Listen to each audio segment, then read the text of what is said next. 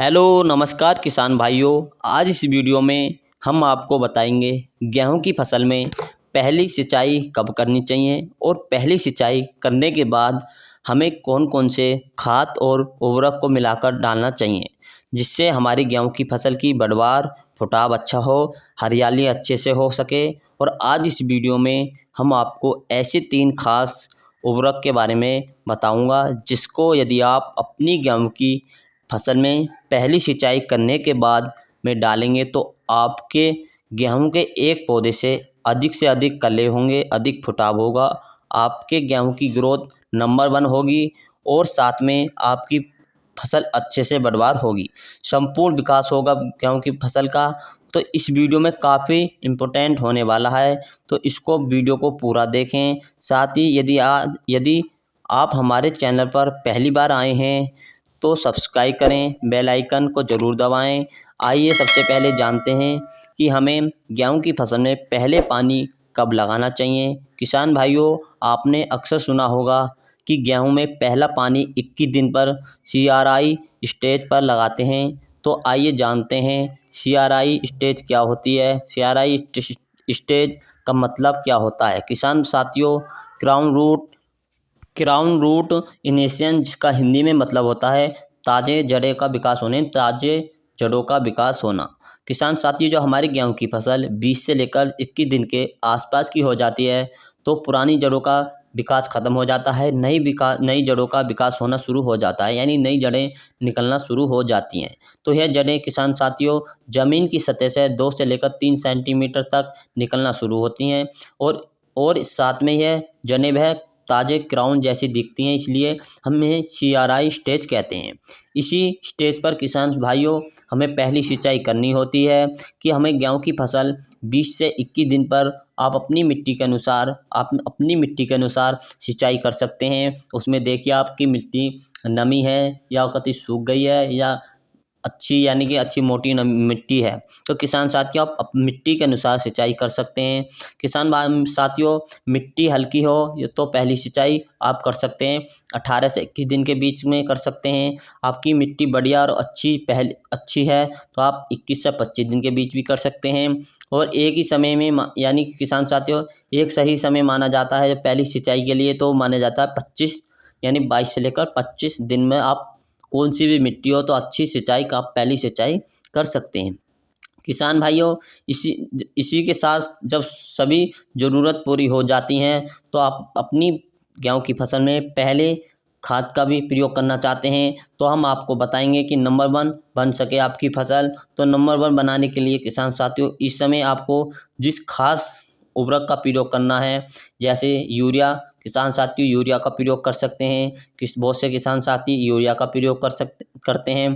फसल में पहली सिंचाई पर सबसे ज़्यादा आवश्यकता नाइट्रोजन की होती है, हमें इस समय यूरिया का उपयोग करना है। किसान साथियों यूरिया का प्रयोग हमें अपनी गेहूं की फसल में सबसे पहले करना है। यदि हम मात्रा की बात करते हैं तो लगभग 40 किलोग्राम यूरिया की मात्रा आप ले सकते हैं। 40 से 45 किलोग्राम प्रति एकड़ के हिसाब से यूरिया की मात्रा ले सकते हैं। पहली यूरिया का उपयोग कर सकते हैं। अब यूरिया डालने से किसान साथियों क्या हमारी जो गेहूं की फसल है उसकी वृद्धि, विकास, हरियाली काफ़ी बढ़ती है। और साथ में कुछ बातें आपको ध्यान रखनी है, जैसे किसान भाई यदि आपने गेहूं की बुआई करते समय कुछ खाद नहीं डाले हैं तो फिर आप अपने गेहूं की फसल में कुछ खाद डाल सकते हैं, या फिर पोटाश हो तो यदि आप इन दोनों खादों का प्रयोग कर सकते हैं।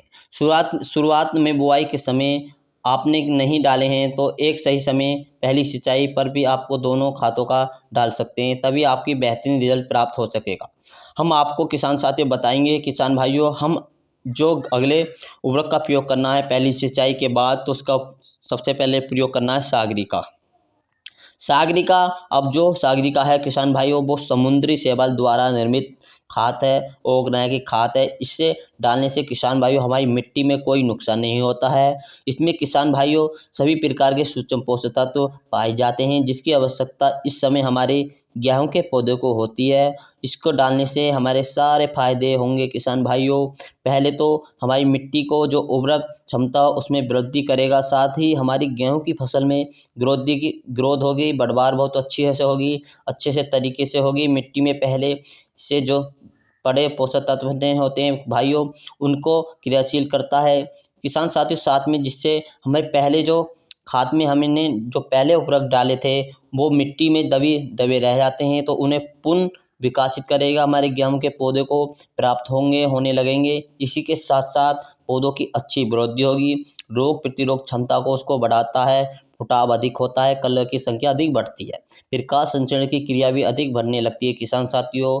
और इसके नियंत्रण करते हुए गेहूं में जड़ों का विकास अधिक होगा।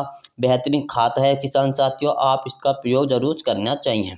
मात्रा कितनी गिरनी चाहिए? लगभग आपको किसान साथियों सागरिका की जो मात्रा आपको गिरनी है 7 किलोग्राम प्रति एकड़ के हिसाब से आप सागरिका की मात्रा गिर सकते हैं। किसान साथियों यूरिया लेना है, यूरिया के साथ आपको सागरिका लेना है। ये दो हो गए किसान साथियों, दो फर्टिलाइजर हो गए। किसान साथियों बात करते हैं तीसरा फर्टिलाइजर क्या है, तीसरे कौन सा है और कब गिरना चाहिए।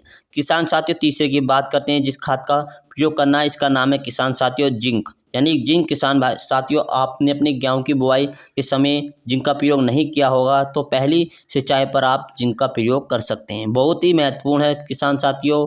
जिंक की मात्रा की बात करें और जिंक कौन सी लें, कितने परसेंट वाली लें। किसान साथियों 33% वाली आपको जिंक लेनी है, इसका प्रयोग किसान साथियों आपको करना है। अब बात करते हैं जिंक की मात्रा कितनी लेनी चाहिए। तो किसान साथियों जिंक की जो मात्रा लेनी है 7 किलोग्राम प्रति एकड़ के हिसाब से आपको जिंक की मात्रा लेनी है। इसको अलग से डालने की आवश्यकता नहीं है किसान साथियों, आप सागरिका के साथ ही यूरिया के साथ मिलाकर प्रयोग कर सकते हैं।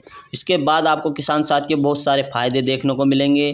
किसान भाई ये हमारे पौधे की ज़्यादा फुटाव करेगी, अधिक कलियों की संख्या बढ़ेगी, बेहतरीन रिजल्ट देखने को मिलेगा, पौधे की शक्ति वृद्धि एवं बढ़वार होगी, जिससे हमारे पौधे किसान भाइयों अच्छे से बढ़वार करता है, ग्रोथ अच्छी होती है। मात्रा की बात करते हैं फुटाव अधिक होगा। पीलापन है जो किसान साथियों गेहूं की फसल में पीलापन देखने को आता है वो भी पीलापन नहीं आएगा। कमज़ोर है फसल वो भी कमज़ोर नहीं रहेगी, इससे बूस्ट करेगा जिससे ग्रोथ से अच्छी होगी। फुटाव अधिक होगा किसान साथियों, और गेहूं में फसल की संपूर्ण विकास के लिए जिंक की काफ़ी मात्रा देखने को मिल सकती है। और तीनों खादों को मिलाकर आप अपनी फसल के अंदर छिड़काव कर दीजिए, बुरकाव कर दीजिए, आपकी बेहतरीन ढंग से चलेगी। और पूछेंगे गांव वाले कि आपने ऐसे कौन कौन से खादों का उपयोग, कौन कौन से खाद गेरे हैं, किसान साथियों आपको अच्छा रिजल्ट देखने को मिलेगा। यूरिया लेना है 40 से 45 किलोग्राम, सागरिका की मात्रा लेनी है 8 किलोग्राम, जिंक भी 8 किलोग्राम। इन तीनों को अच्छी तरह से मिलाकर अपनी गेहूं की फसल में बुरकाव कर दीजिए। बुरकाव करने के बाद सिंचाई कर दीजिए, या आप सिंचाई के बाद भी गेर सकते हैं, पहले भी गेर सकते हो, आप पे डिपेंड करता है, कभी भी गेर सकते हैं। किसान साथियों यदि हमारी वीडियो आपको पसंद आया है तो किसान भाइयों हमारे इस चैनल को जरूर सब्सक्राइब करें और वीडियो को अधिक से अधिक शेयर भी करें। मिलेंगे नेक्स्ट वीडियो के साथ। जय जवान जय किसान, जय अजय पाल एग्रीकल्चर।